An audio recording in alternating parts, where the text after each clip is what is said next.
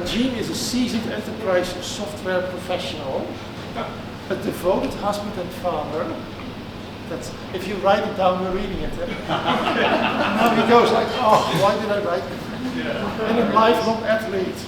He's passionate about inspiring positivity, thank you, kindness and a sense of community through adventures and endurance sports.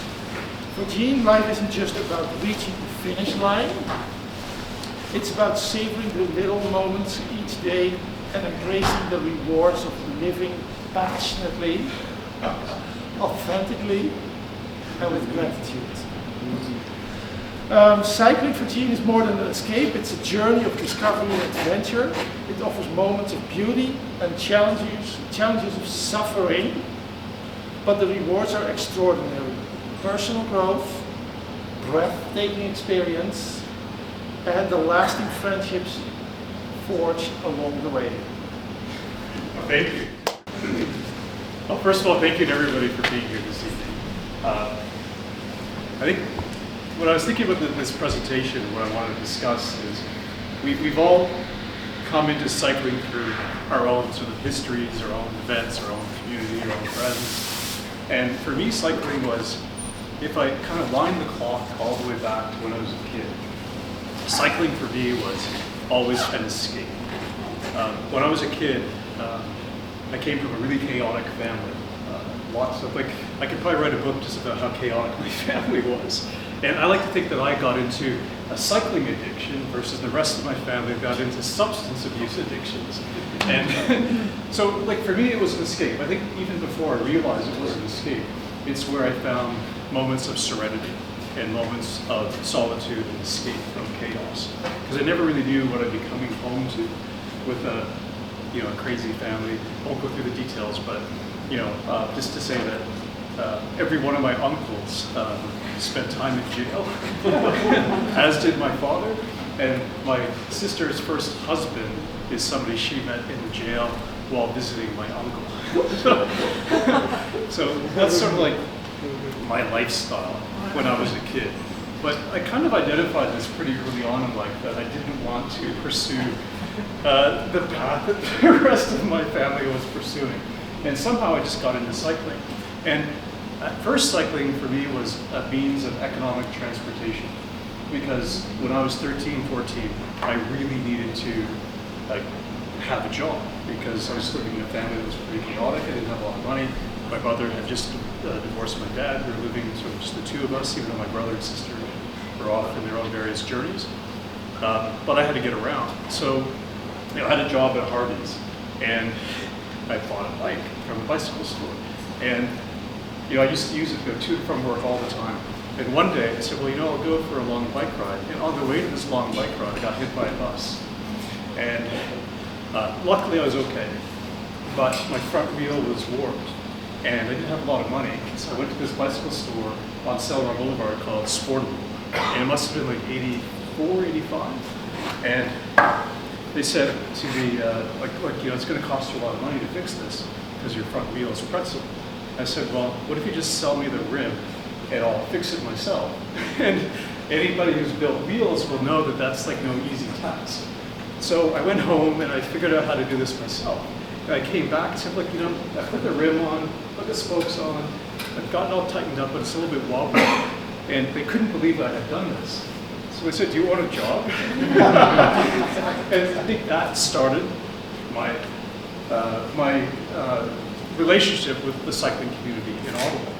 And just the embrace and the welcome I got from being part of that cycling community, it became my second family. And if you look at the next picture, yeah, maybe the picture right after this one. Oh yeah, so one of the things, like on one of the summers I was working, I think it was 88 or 89, it was a really, really busy summer. And Toby, the owner of the shop, he knew that I was working really hard. But he said, look, I can't really pay you a lot more, but if you work really hard all summer, I'll give you a bike. So he gave me this bike, and I still have it today. I think there's Dave. It's actually in Dave's basement right now. And Dave, Dave? Being refurbished, restored. And I've always had this bike. And actually this photo, I didn't know this photo existed until about 3 years ago.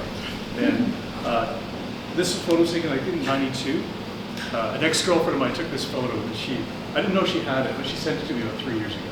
So, just a nice sort of memory to get back. So, this bike really was my foray into trying to race. But one of the things I discovered, though, trying to race, is that I've got this like really rare disease where my esophagus shuts down and my body doesn't absorb nutrients like everybody else's body does. So I'd get really fit, ride, and then just sort of collapse for 3 or 4 days.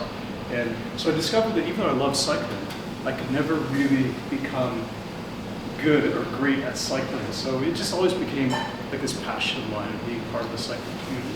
What about the next slide? And this guy, Glenn Rendell, I don't know if you guys know Glenn. So Glenn and I go way back to when I was 18. And his last name is Rendell. And if you've ever seen a club in Ottawa called Ride with Rendell, that's his club. And he's somebody that I've become really close friends with, and somebody I've been friends off and on with, but really close over the last 10 years. He's a great guy. He's also really good at promoting and supporting local cycling. But just like getting included as part of his community, his group, really made a big difference for me in cycling in Ottawa. Go to the next picture. Oh yeah, I put this photo in because I like to say I make friends every time I go out on the bike. Well, this friend may be a ladybug. You know, I'm always waving and smiling and trying to be positive when I'm out on the bike because I want to encourage other people to also ride and to be friendly and to encourage the community. Okay, next slide. Yeah, again, just making friends, right? So this is me a few years ago, Jeff Noakes. I wish I remembered his name. I forgot to look up his name, but he's the guy from Toronto. He just like reached out to me on Strava and said, "Hey, I'm going to be in Ottawa. Let's go do a gravel ride." And it was raining so hard that we insisted on going out, and we rode up to the fire tower in the Gatineau Park on our gravel bikes. And it was a lot of fun. So just making friends all the way. And to this day, even though I can't remember his name, every time I upload a ride on Strava, I don't do so much anymore, but he's like the first to give me kudos. I should remember his name though. It's really bad. Next one. Oh yeah, and then, so, you know, for me, cycling has always been part of my life, but it's never been, like it was never consistent, like every year, like riding like, you know, 12,000, 10,000 kilometers a year, until probably the last 4 or 5 years, when I did a lot more of that. I mean, it's when my kids are a little bit older, a little bit more economic means. But 2 years ago, I decided to take some time off and focus on just becoming a cyclist and a dad and a husband. So this is a photo taken around midnight on June 16th, 2023. If you go to the next slide, you'll see Paul Gallipo here. He had done this ride, this loop around Ottawa. And I think he may have talked about it here. And I heard him on the radio. I was like super inspired because he was interviewed by CBC. I didn't know who he was. I reached out to him saying, "Look, I'd love to do this ride one day." He said, "Hey, I'll do it with you." I said, "Well, do you think we can do it in one day?" It's 346 kilometers, the loop of Ottawa. So we recruited a couple other crazy guys, Hide and Sean, and we said, "Hey, let's go out and do this." We started at 6:30 in the morning on June 16th. And you know what? Usually I never sleep well before a big ride, but I slept so well the night before. It was just awesome. So I felt really confident. We ended up doing it we started at 6:30. I got home at 1:30 in the morning the next day. So we just rode nonstop. And it was just this phenomenal experience where, you know, I don't really remember the distance. I just remember the camaraderie and the fun we had doing this ride. It was just so much fun. Go to the next slide. And then Lauren, I threw in a picture here of you. and Peter, just to reinforce that, you know, there are all sorts of friends that you make when you're cycling, and like men, women, children of all different ages. And, you know, these guys inspire me. This is why I put this in here. It's just people that inspire me all the time. Okay, next slide. And if you follow me on Strava, I tend to put a lot of these pictures on because I'm always inspired by the vistas and the scenery, and you know, just like life behind bars or perspective behind bars. Next picture. Yeah, and this is about a month after doing that loop of the city. I said I wanted to do a solo big ride, so I ended up doing this one ride. It's 320 kilometers, And having done the 346K ride, I felt confident that I could do this. So it was about a month and a half later, I got on, started at 6 in the morning. There's this loop called the Pontiac Polka, designed by Eric Bettridge and Jen Adams from Log Drivers Waltz. I really wanted to do this one loop. It was about 320 kilometers, ended up doing it in about 15 and a half hours. Started at 6:30, just kept riding. It was just so much fun, just to keep riding. Next slide. And then just more friends. Sean again, he did a loop with me. That Loop Your City. This guy Kevin Papier. The reason why I put this in here is that when I did that Loop Your City, that Pontiac Polka ride for 320 kilometers in like 15 and a half hours, he was inspired and wanted to beat my time, and he did by an hour. Damn. But his moving time was slower than my moving time.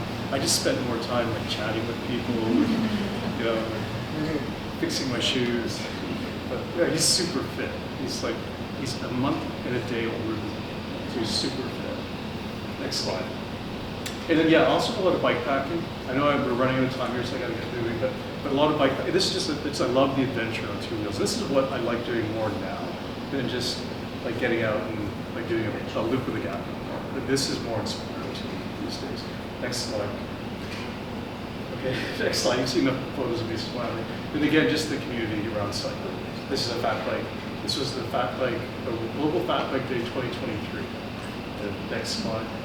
And then this is a couple of weeks after that, did a bike packing trip in the Frontenac Highlands in the winter, and camped out overnight.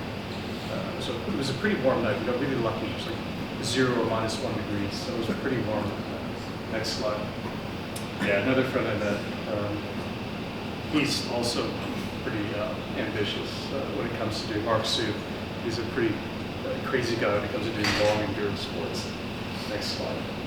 And then Dave Malinke, I put this in here because I didn't know Dave would be here, but I put this in just because like Dave is, yeah, this is from his birthday ride a week and a bit ago with Jay. Dave's just always been an inspiration to me, and that's why I just want to put this in, just to say that. Okay, next slide. And then, yeah, lately I haven't been riding as much as I normally ride. I've been doing a lot of hiking, a lot of walking, and I'm trying to get back into running, doing some ultra runs this year. This is at the top of one of the peaks in the Adirondacks 2 weeks ago. So I've been doing a lot more of that. Okay, I think there's one more slide. Yeah, that's it.